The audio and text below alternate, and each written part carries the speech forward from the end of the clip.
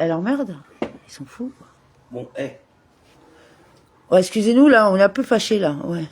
On est un peu sidérés, quoi. Alors, le roumache.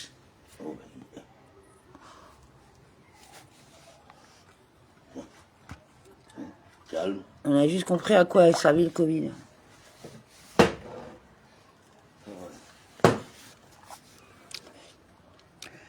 Alors, El Rahim, voilà.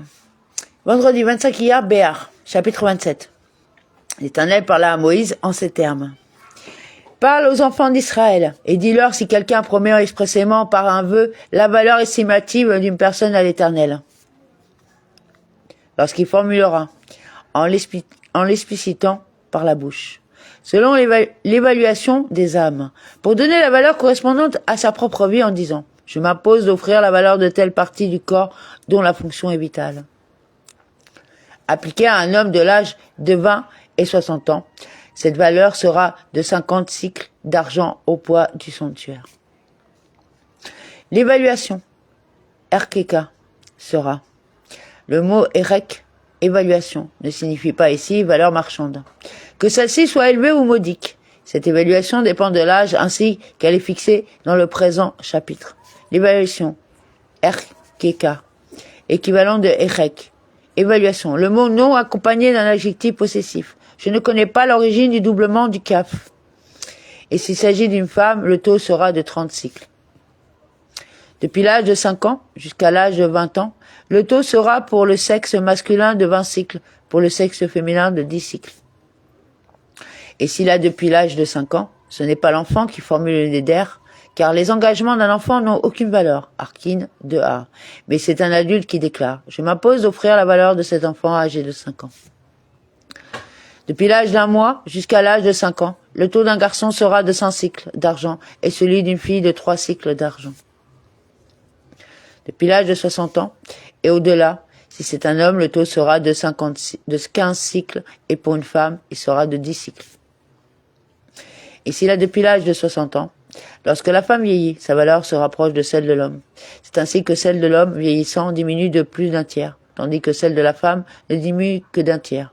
Comme disent les gens, un vieil homme dans la maison, une charge dans la maison, une vieille femme dans la maison, un magot dans la maison, et un signe de bon augure dans la maison. Arkin 19a.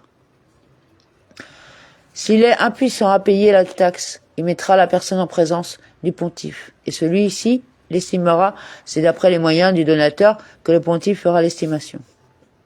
Et s'il est plus pauvre et que ses moyens ne lui permettent pas de donner cette contre-valeur-là, il le fera se tenir.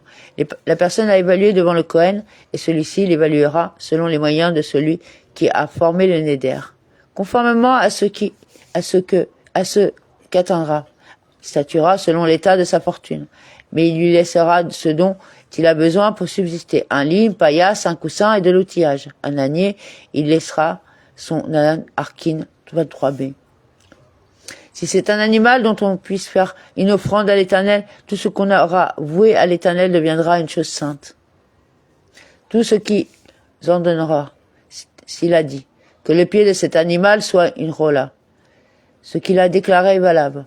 On vendra la bête pour les besoins d'une rola, et sa valeur ne sera pas consacrée hormis celle du membre ainsi dédié. Arkin 5a. On ne peut ni le changer, ni le remplacer, par un défectueux par un meilleur, si toutefois on avait remplacé cet animal par un autre animal et son remplaçant seront également sains. Un bon par un mauvais, un animal sans défaut par un porteur de défauts corporels, ou un mauvais par un bon, et à plus forte raison un bon par un bon, ou un mauvais par un mauvais. Témoura 9a. Si c'est quelque animal impur dont on ne puisse faire offrande à l'Éternel, on amènera l'animal en présence du pontife. Et si tout animal impur, le texte parle ici d'un animal porteur d'un défaut corporel et donc inapte à être sacrifié. Et il t'enseigne que les offrandes sans défaut ne peuvent perdre leur caractère sacré au moyen d'un rachat, à moins d'avoir contracté un défaut. Minarot 101a, Témoura 32b. Celui-ci l'estimera d'après ses qualités, bonnes ou mauvaises, l'estimation du pontife fera loi. Selon l'évaluation du pontife pour toi, ainsi sera-t-il pour toute autre personne qui vient l'acheter au sanctuaire. Si la personne veut ensuite le racheter, elle donnera un cinquième mensu de l'estimation. Et s'il rédimait, il le rédimera. Le texte, en stipulant un supplément d'un cinquième, se montre plus rigoureux envers les propriétaires. Il en est de même pour celui qui consacre une maison ou un champ ou qui rachète le maaser chéni. Les propriétaires doivent ajouter un cinquième, ce dont sont dispensés les autres. Arkin 25a. Si un homme a consacré sa maison comme chose sainte, à l'Éternel le pontife l'estimera selon ses avantages ou ses défauts. Tel le pontife l'aura apprécié, telle elle sera acquise. Mais si le consécrateur veut racheter sa maison, il ajoutera un cinquième mensu du prix estimé et elle sera à lui. Amen, amen.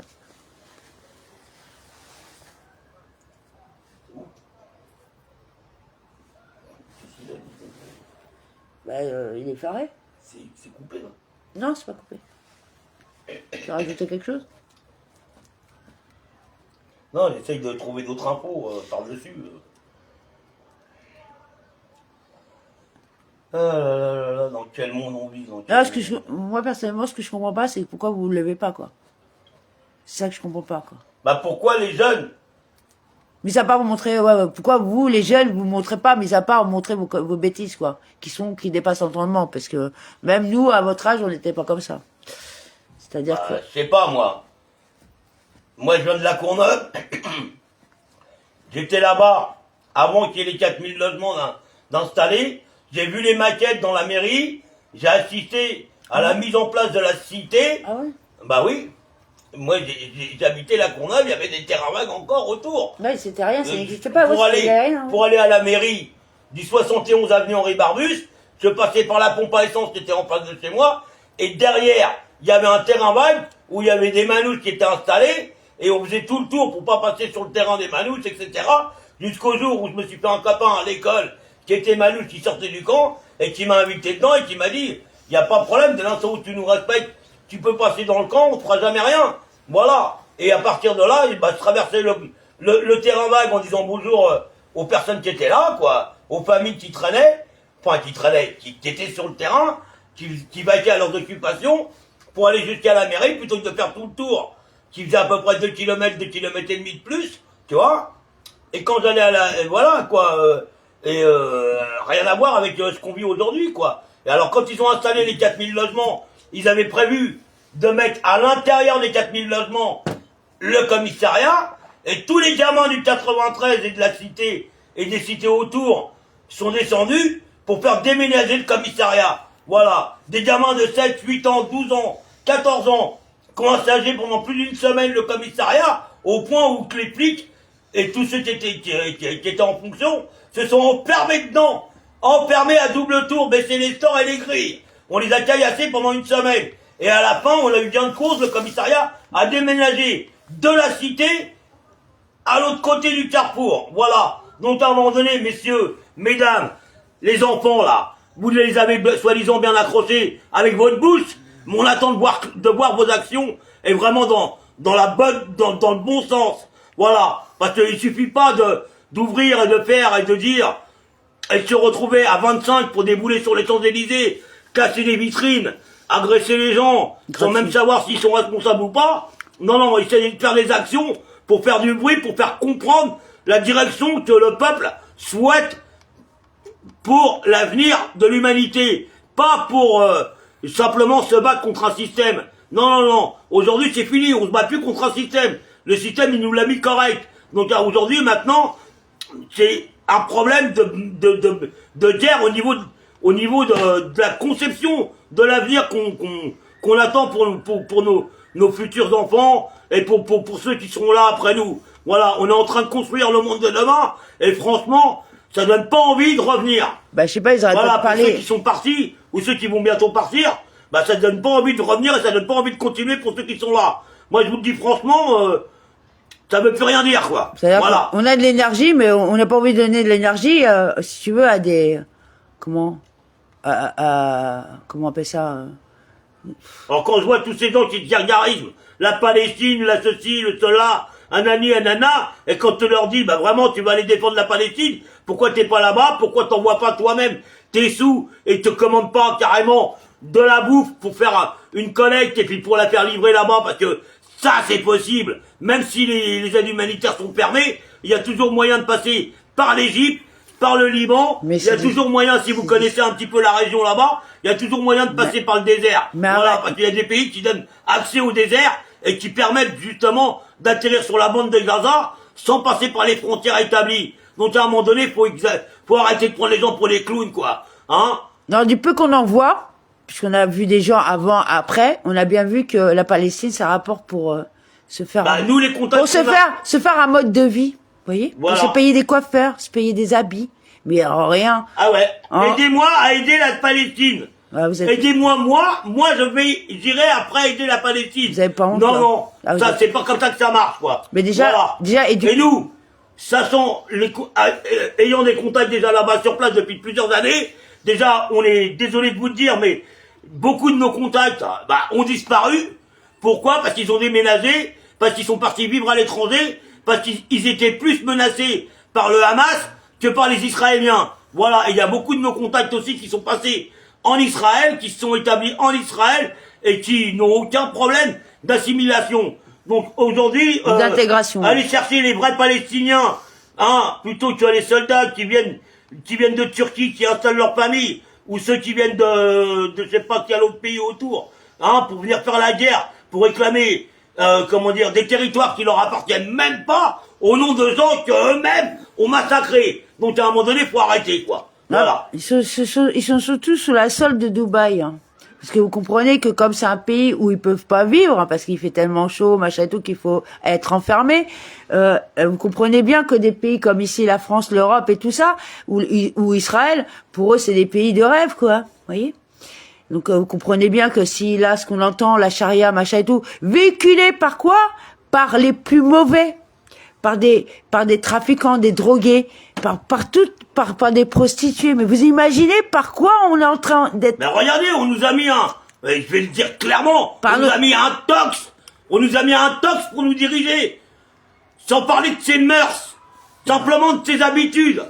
D'hygiène. On nous a mis un tox. Voilà. Donc à un moment donné, moi je sais pas, ces gens-là, quand j'allais encore à l'école, ces gens-là, on les mettait à part, quoi. On les considérait même pas comme des êtres humains. Hein. Et à l'époque, on savait de quoi on parlait, puisqu'apparemment, aujourd'hui, si tu prends pas de pioco, t'es pas dans le move. Donc un ex-terroriste du Bataclan qui va voir Macron, monsieur le président Macron, qui pour moi t'es rien, tu vois, parce que moi je suis ton employeur et toi t'es mon employé, moi je le sais très bien. Et qu'il reçoit cette personne-là, et que 2 jours après, en Allemagne, il y a un Syrien qui fait une attaque au couteau. Non, mais vous rigolez ou quoi? Et que le mec, attends, il a repris le pays, la Syrie, il est président des Syriens, alors qu'on sait bien la tête d'affiche d'après Sarko, puisqu'il faisait ses courses à Paris. Parce que là, vous parlez de la Palestine, mais dis-moi, t'as pas parlé de la Syrie? Ah non, c'est vrai que le chef d'État, c'est un arabe, donc ça reste en famille. Hein. Ouais, c'est vrai. Je l'avais déjà dit à l'époque, mais je le redis, hein, et puis j'ai pas honte de le dire, quoi. À un moment donné, vous avez des causes un peu bien orientées, tu vois. Parce que nous, tu vois, contrairement à vous, c'est que nous, toutes les causes, c'est-à-dire toutes les minorités qui sont assiégées ou on va dire oppressées, on s'en occupe. Non, vous, c'est que ce qui vous intéresse, quoi. Tu vois, c'est que, on va dire, de la propagande, quoi. C'est encore le culte de l'image. Voilà. Ah, moi je fais ci, regarde, moi je fais ça, moi je poste ci, moi je poste ça, ah moi je parle comme ci, moi je parle comme ça. Mais en réalité dans les faits, y a rien, quoi. Bah non. Y a rien. Tu prends un billet à gauche, tu prends un billet à droite, et puis voilà, quoi. Tu viens pirater des sites sur internet pour piquer les followers aux autres. Alors que toi t'es arrivé et t'as jamais rien fait, quoi. Et t'es un voleur. Voilà. Ouais, oui, vous avez jamais rien fait, vous êtes venu carrément nous pirater et s'introduire chez nous. Bon, allez, on passe à autre chose. Non, parce que là, ça va... Non, mais c'est trop grave, là, Pascal. C'est trop grave, là. Ouais, bon, allez.